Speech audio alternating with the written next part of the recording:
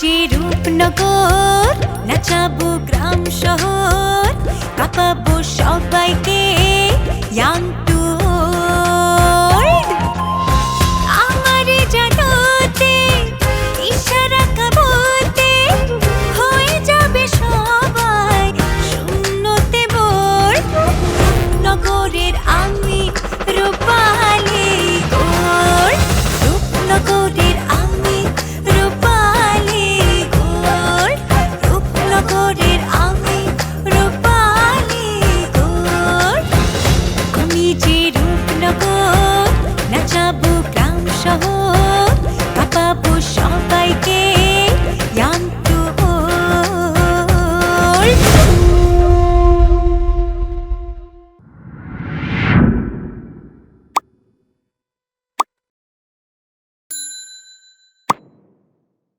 আমি কসম দিতেছি, যেদিন তোমার আব্বা নিজের হাতে তোমার এই হাত আমার হাতে তুলে দিব, সেদিন আমি মনে করব আজকে আমি আছি। আমি তো অকারণে ঝামেলা চাই না, কিন্তু যে আমার অপমান করছে তারও তো বুঝতে হইব আজমল চেয়ারম্যান এখনো শেষ হইয়া যায় নাই।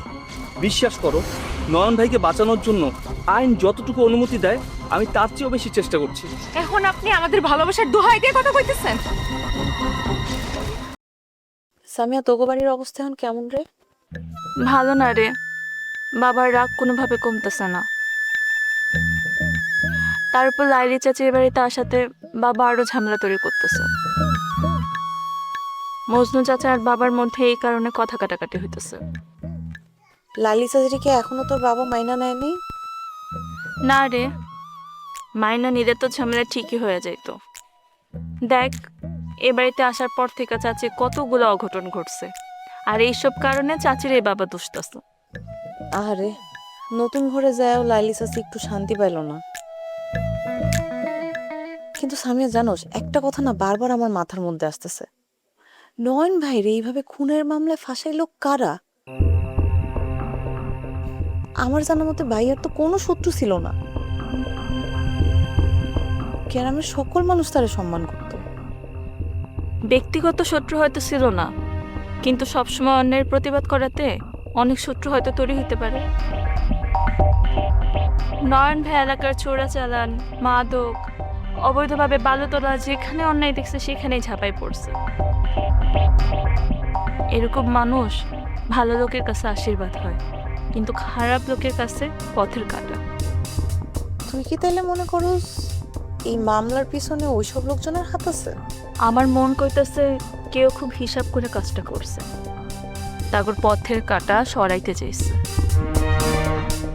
কিন্তু সামিয়া, প্রমাণ ছাড়া তো কাউরে দোষ দেওয়া যাব না। এই জন্যই তো লড়াইটা কঠিন। সত্য জানি, কিন্তু এই সত্যটা প্রমাণ করা সবচেয়ে বড় যুদ্ধ। কথা বলো। চাচা রিয়ার সাথে কথা কইতেছে।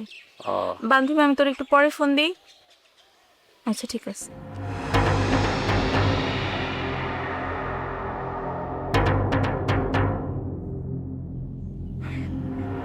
আমি বুঝছি তোর মনটা অনেক খারাপ। চাচা, চাচা প্লিজ কিছু একটা করো। নয়ন ভাই নির্দোষ, তার এমনি জেলে ভরে রাখছে, এটা আমি ভাবতেই পারতেছি না। আমি তো বই সেনাই রে সামিয়া। এসআই বিদ্যুতের সাথে কথা হয়েছে, ও তদন্ত নেমে পড়ছে। একটু পরে আবার ওর সাথে কথা বলবো আমি। ওর কাছ থেকে যতটুকু জানা যায় সেটা তো জানবোই অবশ্যই। চাচা, বিদ্যুৎ ভাইকে সত্য কথা কইব? না, আইনের লোক তো সব কথা কইতে পারবো না, তবে আমার সাথে খুব ভালো সম্পর্ক। কোন দিক দিয়ে আগাইতে হইব এটা অন্তত আমারে বলবো। তাইলে কি আর উকিল ধরতে হইব না? অবশ্যই ধরতে হইব, ভালো উকিল ধরতে হইব, সেটা যত টাকাই লাগুক। আইনের তো একটা ফাঁক ফকর থাকে, আর নয়ন যদি নির্দোষ হয় সেই ফাঁক ফকর দিয়ে ওরা উদ্ধার করতে হইব, ওরা মুক্ত করতে হইব। চাচা জানো, আমার না একটা জিনিস খুব ভয় লাগে, আসল অপরাধী যদি প্রমাণ মুছে ফেলে।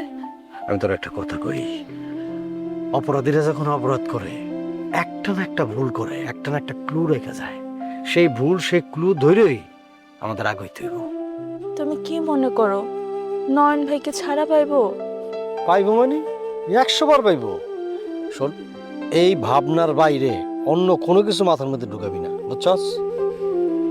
ভয় লাগে চাচু। ওরে বাবারে, আমি তো কইলাম ও নিরপরাধ, মিথ্যা মামলা দিয়ে ওরা হয়রানি করতেছে। সত্য একদিন বাড়িবই। চাচু, তোমার কি মনে হয় এই ঘটনার পিছনে কে জড়িত আছে? কঠিন প্রশ্ন। কে বা কারা আছে কিছুই বুঝতেছি না। আমার সন্দেহ লাগতেছে ও একজন সাধারণ মানুষ। ওরে ফাঁসানোর জন্য এত আয়োজনকে, যারা এই কাজটা করছে তাদের ক্ষমতাও আছে, টাকাও আছে। সেজন্য আবেগ দিয়ে না, তাদের সাথে বুদ্ধি দিয়ে খেলতে হইব। তাহলে আমরা এখন কি করব? এই তুই ভাঙিয়া পড়বি না তো, হতাশ হবি না, অধৈর্য হবি না। এগুলো আমার একদম দেখতে ইচ্ছা কোন। তোর চাচা আছে না, আমার উপর ভরসা রাখ। আচ্ছা, এটা একটা কান্না একটা বিনাশ, এগুলি আমার একদম ইচ্ছা করে না দেখতে। আচ্ছা, আমি তোর চাচির একটু যাইতে হইব, কাজ আছে, পরে কথা।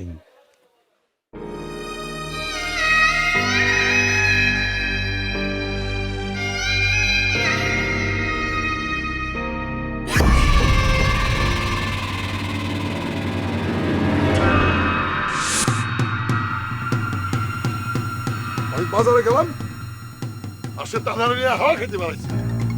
আমি তারে অনেকবার বুঝাইছি, আমি কইছি যে আসমল চেয়ারম্যান তোর রাইট একেবারে বম হয়ে আছে, আর মানুষ দেখলেই তো নানান কথা কইব, কে শোনে কার কথা? আর এইটা কি হাওয়া খাওয়ানোর সময়? আজমলের মাইয়া বাইকে এসে আমার বাড়িতে উঠছে, আজমল তো রাইকে টং হয়ে আছে, এখন হাওয়া খাওয়ানোর সময়? এই মুহূর্তে যদি দেখে কেউ আজমলের কানে দেয়, আরে যাইতে দে না, বলে ম্যান দুটো একটু ঘুরে আসো, সারাক্ষণ ঘরের মধ্যে বন্দি করে রাখবি? আম্মা, আজমলের তো আমি ভালো করে চিনি। ও যদি জানতে পারে ওর মাইয়ারে নিয়ে আমার পোলা বাইকে ঘুরে বেড়াইতেছে, ও তো ও নতুন করে কাণ্ড শুরু করব। আচ্ছা, এত ভয় পাইলে চলে? হ্যাঁ, নতুন জোড়া ডানা গজাইছে, একটু উড়বো, এত ভয় পাওয়ার কি আছে? হ্যাঁ, ভয় না আম্মা, বাস্তবতা, বাস্তবতা এড়ানো যায় না। আচ্ছা, আমি একটা কথা কইতে চাই। কি কথা আম্মা কোন? রাইতে তানহা আমার কাছে একটা আরজি কইছে। কি আরজি? কইছে, দাদি, আমি আব্বার হাসি মুখ ছাড়া বিয়ার পিড়িতে বসতে পারবো না, আমি চাই আব্বাই আমারে হাসি মুখে বিদায় দিই। আম্মা, আপনার কি মাথা খারাপ হয়েছে? আল্লাহ, এ তো সাংঘাতিক কথা আম্মা। এটা অসম্ভব আম্মা। আজমল নিজের ইচ্ছে মাইয়া দিয়ে দেব? জীবনেও না। অসম্ভব হইলে কোনো কথা না। আম্মা, আপনি স্বপ্ন দেখতেছেন। আপনার কি মনে হয় আজমল এত সহজে আইসা ওর মাইয়ানে আমার পোলার হাতে তুলে দিব? বাবারে, এমন ভাবে কথা কইতেছ যেন সব জানা বসে আসস। হ্যাঁ, আরে তানহা তো তারই মাইয়া, নিয়ম মতো তো তারই উচিত তানহারে তুলে দেওয়া হাসি মুখে। আপনি আবারও আমাকে স্বপ্ন দেখাইতেছেন। চুপ কর, স্বপ্ন দেখা কি দোষে? আমি তানহারে কথা দিছি যে ওর বাপ এসা ঠিকই হাসি মুখে তানহারে আমার নাতির হাতে তুলে দিবে। আম্মা, আমার একটা কথা মনে হইতেছে, তানহার যদি তার বাপের সম্মতিই লাগতো, তাহলে সে এমন করে আমাদের এখানে চলে আইলো কেন? না আইলেই তো পারতো। নাকি আমাকে অন্য কোনো প্যাসের মধ্যে ফালানোর চেষ্টা করতেছে? চুপ কর, আর একটা উল্টাপাল্টা কথা কবি না আমার নাত বোর্ডে নিয়ে। আরে ওরে জোর করে বিয়া দিতেছে বইলাই তো আমগো বাড়িতে চলে আসে। হ্যাঁ, ওর কোনো দোষ নাই। আমি ওর মুখের দিকে তাকায় দেখছি, ও সত্যি আমার নাতিরে মনের থেকে ভালোবাসে, আর আমাগরেও অনেক মান্য করে, সম্মান করে। কিন্তু আম্মা, কোনো কিন্তু না। আরে নিজের সুখের চেয়ে বাপের কথা চিন্তা করে, বাপের সুখের কথা মনে রাখে, এমন মেয়ে দুনিয়াতে কয়টা দেখা যায় এখন? সবই ঠিক আছে, কিন্তু আমি আসলে বুঝতে পারতেছি না তানহা আসলে কি চাইতেছে। খুবই সহজ, বুঝতে পারতেছ না কিসের জন্য? হ্যাঁ, ও চায় বাপেরে কষ্ট দিয়া সে সুখী না হয়, আবার মার উপরেও সে হারাইতে চায় না। এই যারে আপনি ছোট আবদার করতেছেন, হ্যাঁ, এটা ছোট আবদার। এটা তো পাহাড় ঠেলার সমান। আজমলে ঠান্ডা করা মানে আগুন হাতে নিয়ে পানি ঢালার সমান। পাহাড়ও একদিন ভাঙে রে বাচ্চু, আগুনও একদিন নিভা যায়। সব ঠিক আছে আম্মা, কিন্তু মাইয়াটা আসলে যে কি চাইতেছে ও কি চাইতেছে সেটা আমি বুঝছি। তো শুধু একটা পরিবার না, ও নিজের পরিবার না, ও চায় দুইটা পরিবারের জোড়া লাগাইতে। তাই মায়াদারে আমি আরো বেশি পছন্দ করি রে।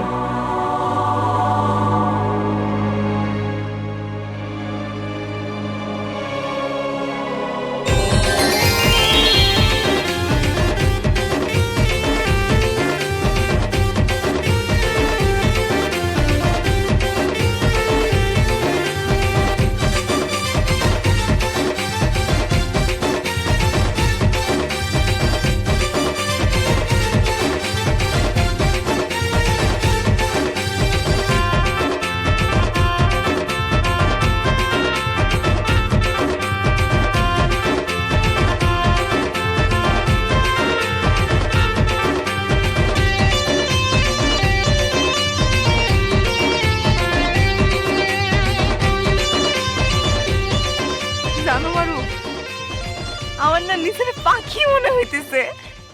মনে হইতেছে খাঁচার দরজা কেউ খুলে রাখছে, আমি জাস্ট বের হয়ে এমনি উঠতেছি। কিন্তু পাখির তো ডানা আছে, তোমার তো ডানা নাই। কে বলছে আমার ডানা নাই? আমারও ডানা আছে। তাই নাকি? কোথায়? কেন মনে নাই? বাইকের পিছনে বইসা আমি যে দুই হাত মেলা উঠতে শিখলাম। জানো মানুষ কি কয়? মানুষ কয় নদীর দুই পার নাকি কখনো এক হয় না। তাই? কিন্তু যদি নদীর উপর একটা সেতু বানানো হয়, তাইলে তাইলে দুই পারও একদিন হাত ধরতে শিখে। জানো, জীবনের প্রথমবারের মতন আমার মনে হইতেছে আমি নিজের মতন করে একটু নিঃশ্বাস নিতে পারতেছি। ভয় নেই? হয়তো আছে, কিন্তু সেই ভয়টার হাত ধরে হাঁটার মতন একটা মানুষ আমি পাইছি।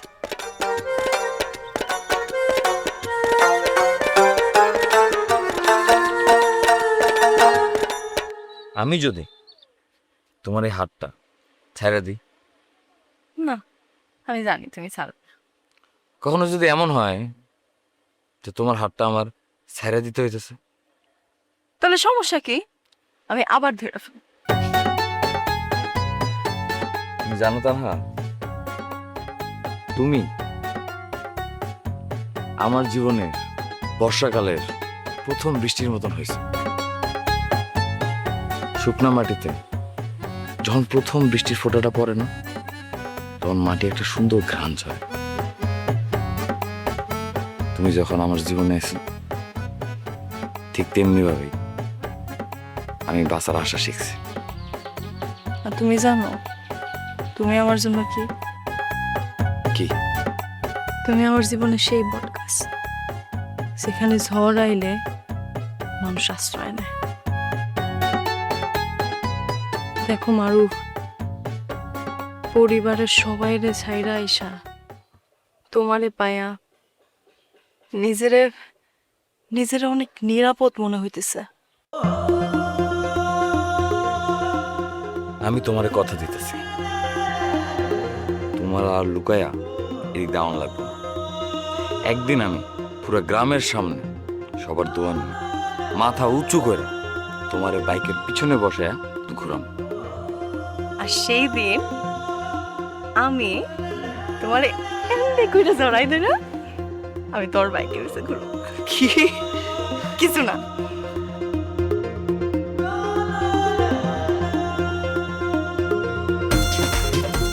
কিছু তো একটা অবশ্যই, তাই না? কিছুই না। তানহা,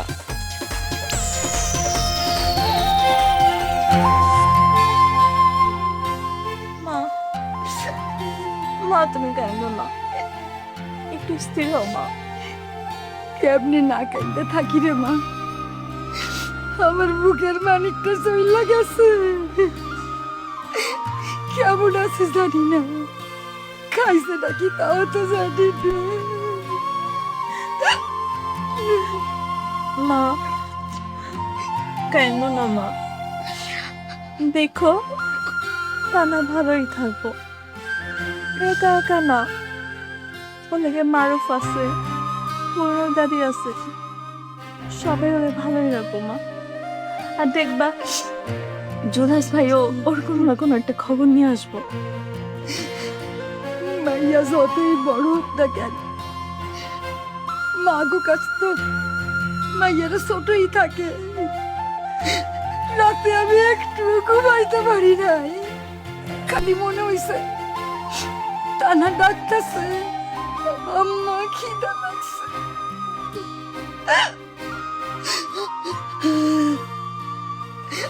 তোর বাপ যদি এত কড়াকড়ি না করতো, তাইলে তাইলে আমার মাইয়াটাও না আমার কাছেই থাকতো। খবরদার, একদম কেউ কাঁদবা না, একদম কাঁদবা না। যে মাইয়া নিজের ইচ্ছায় এই বাড়ি ছেড়ে চলে গেছে, তার জন্য এই বাড়িতে আর কোনোদিন কেউ কাঁদবা না। এই বাড়িতে তার নাম আর কেউ কোনোদিন উচ্চারণ করবা না। তুমি যাই কও না কেউ, ও আমার মাইয়া। ও আমারও মাইয়া আসিল। বাবা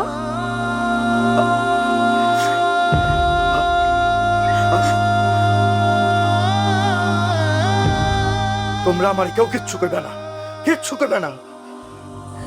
রাগ কইরা লাভ কি? তুমি যতই অস্বীকার করো, তার তো তোমারই মাইয়া। রাগ করলে তোমারই বুক পুড়বো। বুক পড়ে বলেই তো রাগ হয়। মানুষ বাইরের অপমান সহ্য করতে পারে, কিন্তু নিজের রক্ত যখন নিজের বিরুদ্ধে যায়, তখন মানুষ সেই ব্যথা সহ্য করতে পারে না। বাবা বাবা একদিন সব ঠিক হয়ে যাব, তুমি খালি মাথা গরম করো না। সব সব ঠিক হয়ে যায় সামিহা। ভাঙা আয়না জোড়া লাগলেও তাতে একটা দাগ থেকে যায়।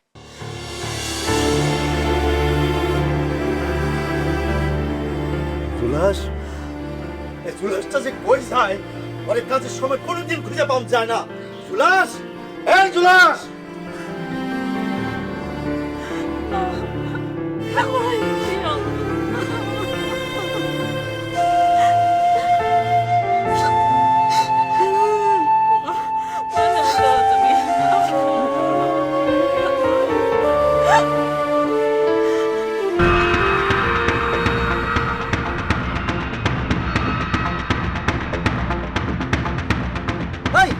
কি কি বস্তা, এইভাবে কেউ ধমক দেয়?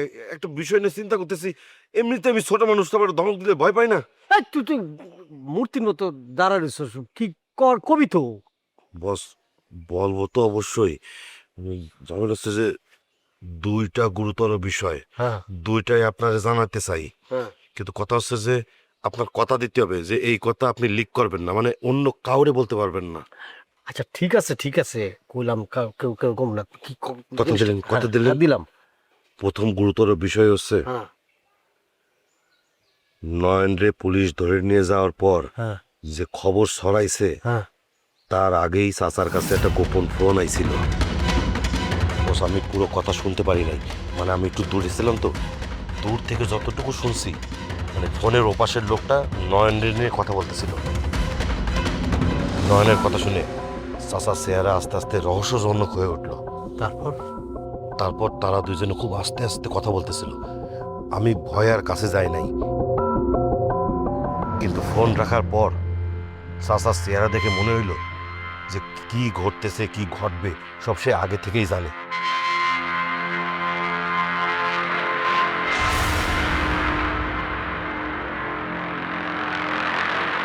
তোমার বাড়ির কথা মনে পড়ে না? আচ্ছা জুলহাস ভাই, বাবা কি উদাস হয়ে একা একা দূরের দিকে তাকায় থাকে? এই নয়নের ব্যাপারে আপনি কি ভাবতেছেন কোন তো? হঠাৎ করে নয়া নষ্ট করতে আপনি জাল পাততে পাততে মানে যদি দেরি করে ফেলান, দেখবেন যে অন্য কেউ আইসা মাছ ধরে নিয়ে চলে গেছে। গ্রামের হগল তো মনে করে একটা হয়ে যাইতেছে না, সবাই জোড়ায় জোড়ায় হয়ে যাইতেছে, মনে করেন লাইলি মজনু, তারপরে তানা মারুফ, মানে আমি আর তুই